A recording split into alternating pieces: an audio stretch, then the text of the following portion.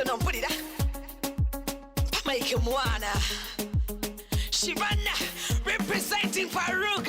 Okay, welcome back to the Bakuya Twagere. She said what she said. Say what she said. My friends only call me Amma, and in studio with me I have this beautiful. Before we go any further, those sounds of opener, the sounds of Shivana, the blackbird. Shivana. Happy season, happy holidays, Shivana. Yes. Thank you for that. Yeah, we do. And thank you for the sounds. And today we are back again with another episode and still talking about bodily autonomy. I don't know if you all remember a podcast we did about bodily autonomy. Yes. Let me remind you a little bit. This is a project implemented by FARUG and it's called Power Up, right? Yes. All right. In partnership with a MEND initiative, Rights for Her, WERO, and each of these organizations brought up their expertise on board. So as we introduce ourselves, we're going to be saying the organizations that we're coming from, right? Welcome to the studio. My name is Nduga Welcome Sarah. to the studio. Thank you. My name is Nduga Sarah. I'm the Executive Director at MEND Initiative. MEND Initiative was delighted to be part of this project. And we are an LGBTQ organization that is advocating for socio-economic rights in Uganda. And this was a bit of a challenge for us to jump onto a project that is specifically for SRHR and body autonomy as an organization that is mainly focusing on economic justice. Yes, So this was an opportunity for us to expand our knowledge and expertise as well, and we have really learnt a lot from the teams from different organizations that have been on board. Yeah, we're glad. What was MEND initiative being on board like on the project? Yeah, we were bringing on board and outlining the implications of economic justice towards bodily autonomy for LGBTQ women. Right. Yeah. Right. I'm Winfred Mogambwa, Mother Nature, from Rights for Uganda. Rights for Uganda is a feminist queer women-led organization focusing on the wellness of planet Earth and all its inhabitants. Yes, I remember that. With our main focus on sexual and gender minority inhabitants. What we brought on board, we focus more on, like we said, wellness of the planet Earth. And we brought on board, we try to link environment and climate justice, climate change crisis with body autonomy and gender-based violence, because environment and climate justice are sexual and reproductive health issues. When you're talking about body autonomy, when you're talking about gender-based violence, there is no way you can't talk about environment and climate change. Yes. Issues. Right. Yeah, thank you so much. I am Mulindo Benda from Women Initiative for Emancipation and Renaissance Organization. We majorly deal with advocating for rights for sex workers and LGBTQ persons. On this project, we were basically looking at values and attitudes and how they are related to bodily autonomy and SRHR. But not least, this is Gazelle, your girl, the diva, the female lover, and your healer, and working with Freedom and Rome Uganda. FARUG is the first LGBTQ-led organization that focuses on strengthening and mobilizing the voice, visibility of LGBTQ women in Uganda. And in this collaborative space, we brought about conversations on intimacy, consent, and choice when it comes to LGBTQ women autonomy. Okay. And the usual suspect. Yes, the human blender. Amor from FARUG. Yes. The sweet chocolate. The sweet chocolate. Just to add on, it's FARUG also creates autonomous spaces where LGBTQ women can have visibility, voice, and anything they want to talk about, like the podcast. Yes. Just to remind you, these 4 organizations came together to do a campaign. In conjunction. In conjunction. Do a campaign about body autonomy. Yes. Yes. I want to know what were the key learnings and highlights of the project. Through the conversations we held, we saw that changing weather patterns have greatly affected and contributed to the increase of gender-based violence within lesbian, bisexual, and queer women. And we also saw that it has also contributed to abuses towards the bodies of queer persons. Our learning through the conversations, we found out that different people have different perspectives on how they take in things. They have different values. They have different values for different things, and their attitude towards different things are different. So I would be a Muslim believer and say it's not okay for a woman to put on as a man, and that will affect some, like for example, a lesbian, a masculine lesbian who feels comfortable putting on as a man will feel like it's an insult, whereas it would be okay for a Muslim to take that because of their belief and their values. They believe that's a sin. Yeah, values and attitudes have different ways on how they affect bodily autonomy of the LBQ women. Attitudes is the way like we think. Is it? Attitude is your judgment towards something. Perception. Yeah, your perception towards something. And then values? Value is how you hold it important, what you believe in.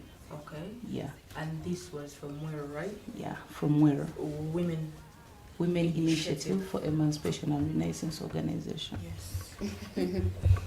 From MEND, we realized that on top of many work-life challenges that LBQ women face in the labor market, there are those that are specifically special in terms of SRHR and access to bodily autonomy. And some of the violations that came out strong were the wage discrimination within the labor market, because so many of our members attested to not being paid equally for the work done because of their sexual orientation and their expression. And we also noted sexual harassment in the workplace, because sexual harassment, and it also comes with blackmail because of the way you look, because of the way you express and relate with other people within the workspaces. Unpaid leave, unpaid care work, poor policy implementation, which comes from government, because so many of these policies don't really address discrimination against sexual minorities or LBQ women. And another key highlight was about the policies in our spaces, that these policies are not flexible to address gender biases, and there is constant abuse and constant abuse against, is it bodily autonomy?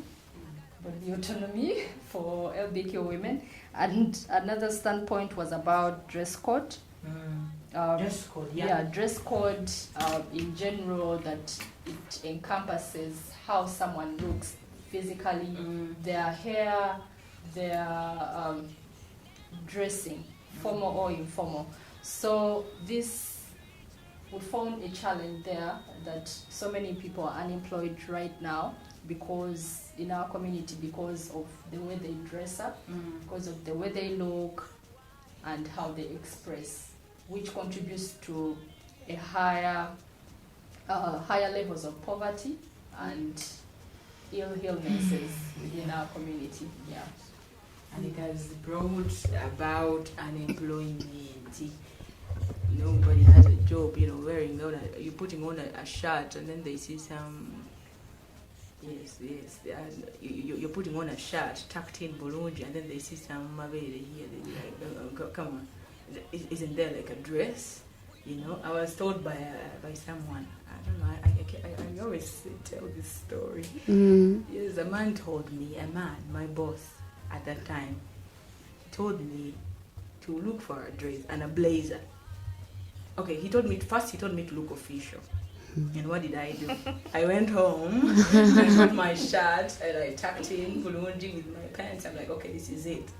And then he's like, there is no way I'm walking with you like this. I mean, they expect me to come with a lady. Yeah. We can't all put on suits or whatsoever.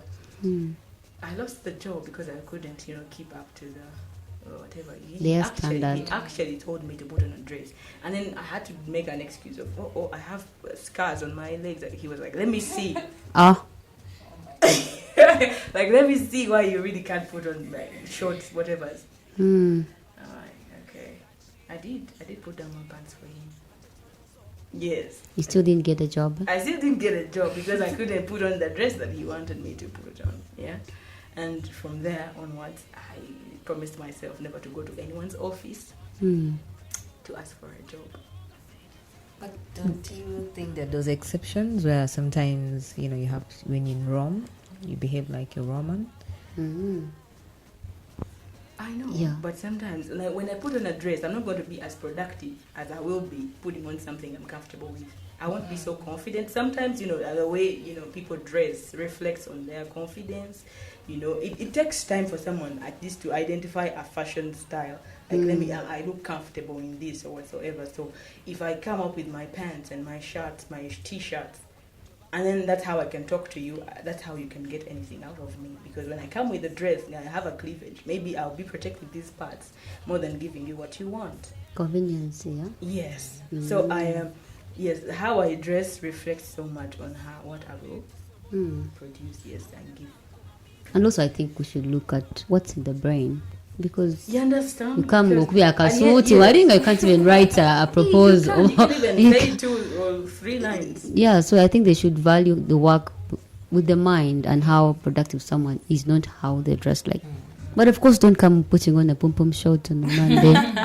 Nobody puts on a pom-pom shirt. Like, yeah. Let me say you're entering. Offices. Which offices do I know? Like UCC office. I've seen people on a Monday putting on makeup with eyelashes. What in that?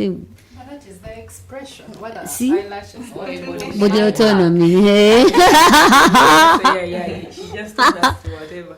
To just look at the brains. Yeah, it's the brains, not the lashes. So I could come in a bikini. No, like my problem is looking at the lashes and not the productivity. If I come in a bikini, I've been a model before, so you're going to Sasamaza the office. If I have my office and today I feel like I'm on a runway, why not put on a bikini? You should also speaking from a person that is self-employed. Yes. Okay, so if we are still looking for jobs, I see someone similar to me, Bender. Someone told us to whatever Rome. What did you say about Rome? When you go to Rome, Muliambwa. When you go to oh my God. And I think that is why we are having such conversations. To at least we need not to attach dress code to how you work, because it's not what is going to yield results. Yes. That is one of the reasons we had such conversations. Yeah. Not only to create awareness within our beneficiaries, but within the leaders within the leaders in the community. That don't look at someone's dress code. Look at what they are bringing on table. Hey, they do be like what weed, what. But you just look at someone, you just assume. You haven't even. But then you can't. That's my problem. You get. By the way the person dresses. You cannot. So many people are doing that. It's just by your hair. Yes, just by the hair. Yes. Because people attach staggery to hair. Prostitute, it's manya. They devalue you and call you a prostitute. Like it's competent neko. They devalue you and because you have colored hair. Oli malaya. Like good lord. Somewhere, there's some parts of this of the East African community. Let me call it. I was somewhere and they were really against the hair. I would. Where was that? But they wouldn't even listen. I was like, no, it saves money. It was like, no, it was that. Yeah, but they wouldn't really see like reason with me. And it's some part of whatever the East African community, not here in Uganda. Yeah, and the hair, well, it did cut out for them. Yeah, so we should be deliberate to just acknowledge productivity and yields more than the small things. Farug, what were your so key personally, I was on Team Farug. My key learnings were, first of all, different organizations brought a lot of learnings on the table, which created safe space for all of us now to talk about these issues that affect or limit LBQ women expression. So when you want to be employed somewhere, you now know that the way I dress doesn't limit how I work. Or if you want to just have your dreadlocks, or if you want to just do whatever you want with your body. Because is it 21st? We're in the 24th or 23rd century. I mean, it is just hair. It is style. Yeah.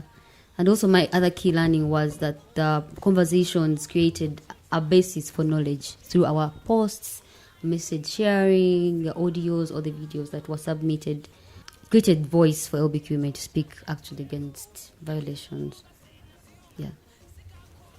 Yeah, to add on that, coming from, first of all, a homophobic country, environment, when you talk about LBQ women, corrective rape, instances of corrective rape and sexual harassment are common abuses among, within the LBQ community. And why did we choose intimacy, choice, and consent is because within our intimate relationships, the issue of independency that comes to our body autonomy, like having own independent decisions about your body, are not really highlighted, and this brings about intimate partner violence.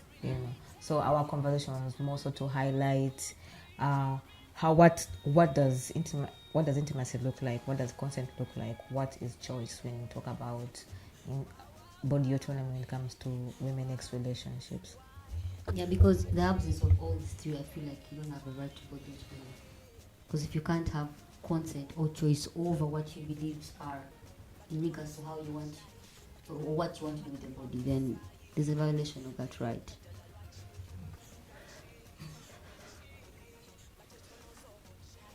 Okay.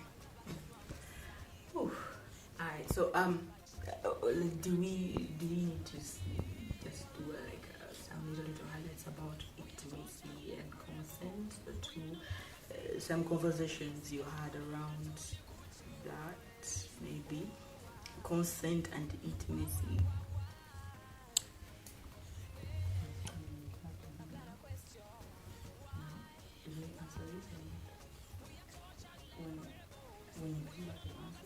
Alright, okay. So, when we come back, you're going to tell us a little bit about intimacy and consent. So, we'll be right back. I got a question.